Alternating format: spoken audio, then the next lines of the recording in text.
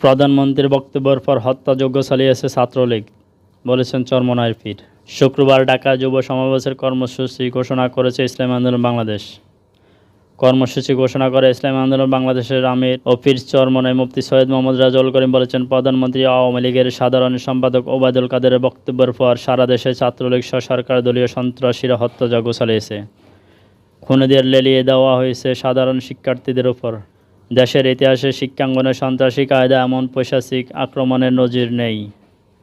বৃহস্পতিবার বিকেলে বায়তুল মোকাররমের উত্তর গেটে ইসলামী আন্দোলন বাংলাদেশ ঢাকা মহানগর উত্তর ও দক্ষিণের উদ্যোগে কোটা সংস্কারের দাবিতে আন্দোলনরত ছাত্রছাত্রীদের ওপর সরকারদলীয় সন্ত্রাসী ও পুলিশ বাহিনীর হামলা, গুলি করে নিরীহ ছাত্র হত্যা এবং ছাত্রীদের লাঞ্ছিত করার প্রতিবাদে এক বিক্ষোভ মিছিল সমাবেশে তিনি এসব কথা বলেন।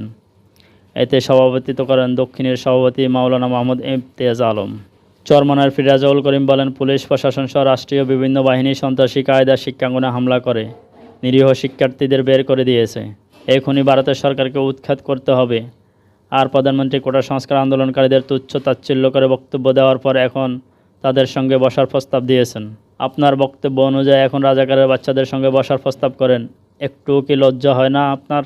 সমাবেশ শেষে চরমনাই পীরের নেতৃত্বে একটি বিশাল মিছিল পল্টন মোড়, বিজয়নগর, নাইটিঙ্গেল হয়ে পুনরায় পল্টন মোড়ে গিয়ে রেজাউল করিমের সমাপনী বক্তব্য ও দোয়া মোনাজাতের মধ্য দিয়ে শেষ হয়।